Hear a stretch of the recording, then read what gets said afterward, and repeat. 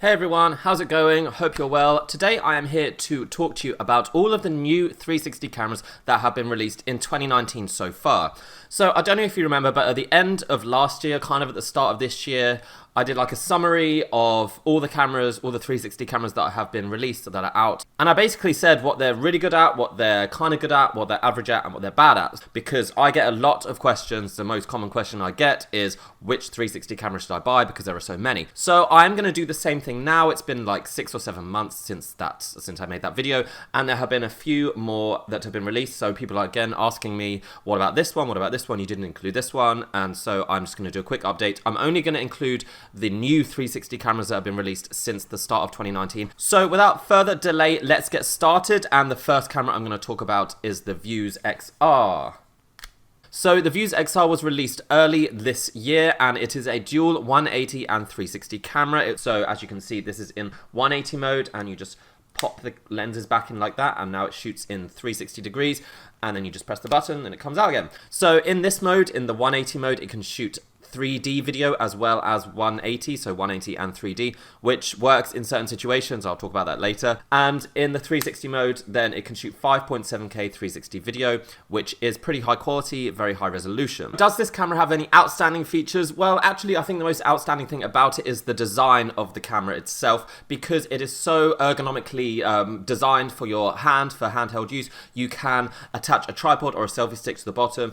The mechanism for changing from 180 to 360 mode is super easy and quite satisfying, actually. What's good about it? Well, the video quality is good. I mean, it does use basic lenses like most other 360 cameras, but it's 5.7K resolution, especially in the 180 mode, because then that 5.7K video is pushed into half the size. Another good thing about this camera is that it has ambisonic audio, so that's 360 audio. It has at least 3 microphones that I can see, and maybe there's 4 somewhere else. Now, this camera does have some kind of average features, I would say. I mean, photography is definitely one of them. There's no HDR mode. There's no DNG RAW.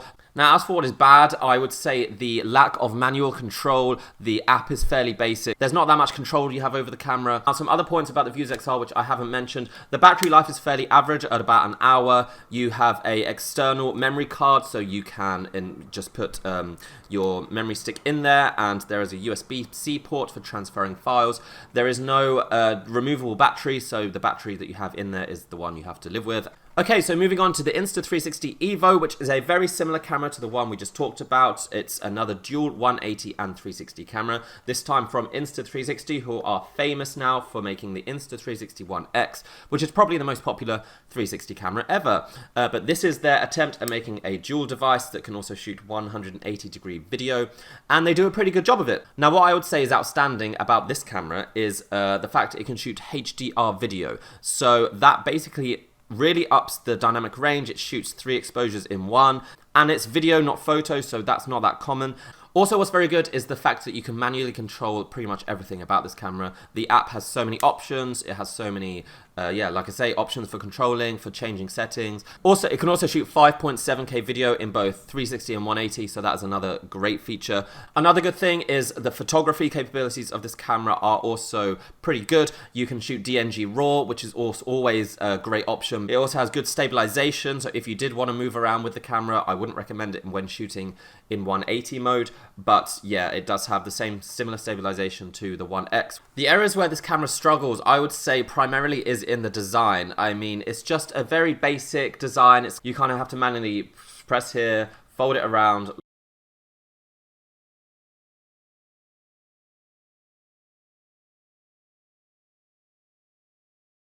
Also, the battery life is not great. I would say it will last less than an hour of continuous shooting on a full charge. And again, it doesn't have a removable battery, so you can't just switch out the battery. You need to charge it again. Okay, so moving on to something completely different now. We have a professional camera that was released this year. In fact, it's kind of not even been released fully yet. Let me open it and show you.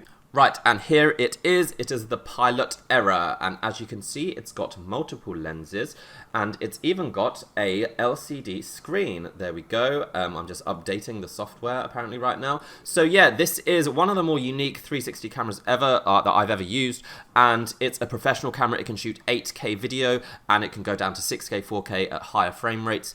It can shoot HDR video, it can shoot HDR photos, it can live stream wirelessly.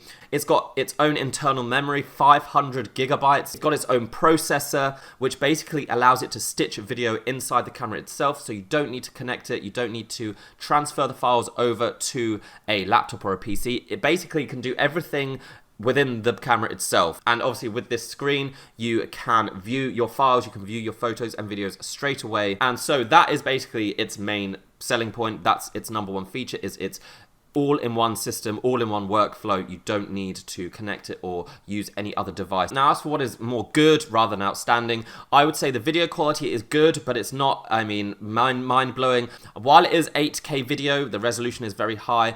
The lenses themselves are not that great, so even though there are a lot of them and the resolution is high, doesn't mean that the video quality is going to be amazing. Better than most, or it's obviously better than all other cheap cameras, you know, the consumer ones like the ones I've just shown you, but for a professional camera, it's not the best, I would say, in terms of video quality, but again, you're getting it for quite a low price. This also has one of the best batteries I've ever seen in a camera. It's got a 7,200 mAh battery internally, and it can last up to 3 hours of continuous streaming or continuous recording. It also has full ambisonic audio with 4 microphones. Now, whether that's going to be good enough quality for professional use, I mean, it remains to be seen. It will depend on what your use is. And maybe the only other bad thing about it is the limited frame rate when you're shooting at 8K. It can only go up to 24 frames per second. It would have been great if that was 30 frames per second. Okay, and now onto another semi-professional camera, which I have been using in the past few months. It was released, I guess, around, the start of the year. And to be honest, guys, this is not my favorite camera of the year. This is mostly a photography camera. It can shoot 12K 360 photos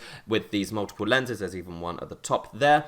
And it can shoot HDR automatically. It can shoot 4K video, but it's mostly for photography. So I would say its good point is the fact that it can shoot very high resolution photos all in one, and it can shoot HDR photos all in one without having to combine it yourself in an editing program. Now, unfortunately, that is pretty much the only good thing I have to say about this camera, because when I used it, I found it very difficult to actually connect with the app. The app is very basic. The app seems to be basically in beta mode. Also, the battery life was absolutely appalling. I mean, I pretty much charged it for hours and then used it for about 20 minutes, and then it told me that the battery ran out. When I did get some photos out of it, they were pretty good, if a bit fake when the HDR mode was applied. It looked a bit too unrealistic for my liking. And the final new 360 camera that I have been using in 2019, and it's actually my favorite one, it is the Ricoh Theta Z1, and it is primarily a photography camera again. Now, this camera's outstanding feature are its 1-inch lenses, which allow it to shoot much higher quality photos than pretty much any other 360 camera at this price range, or even more expensive, that I've seen. The 1-inch lenses allow it to take in a lot more light and a lot more detail. It allows the camera to work well in low light or almost zero light situations, because the lenses are closer to what you would see on a mirrorless lens than what you would see in the cheaper lenses that we've seen in the other cameras. The other great thing about this camera is the fact it can shoot DNG RAW. Now, it's not the only camera that can do that, but it is the only camera that combines 1-inch lenses with DNG RAW, and the result is that you can create professional quality photos similar to what you could get with a DSLR, but you can do it in an all-in-one camera that will take just a few minutes to shoot and create,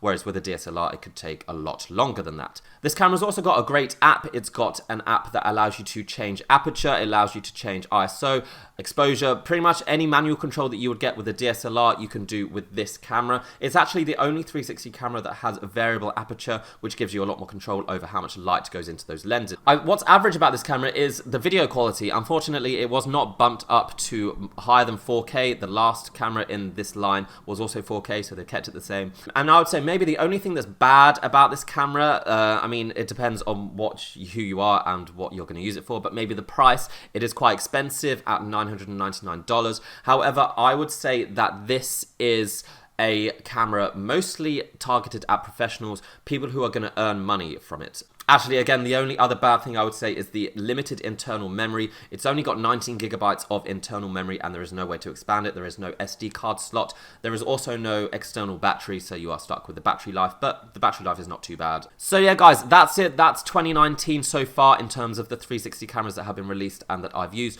I hope this has been useful. I just wanted to create a quick summary so that I could basically point people to this video when they ask me about which camera is best to buy right now. That's it. I hope you found that useful. If you want to see more from all these cameras, then subscribe, because I'll be having more coming. I'm going to go traveling soon. I'm going to be shooting a lot of videos from different places in Europe and actually even further than Europe. So yeah, catch that later. I will see you around. Hope that's been useful. Bye.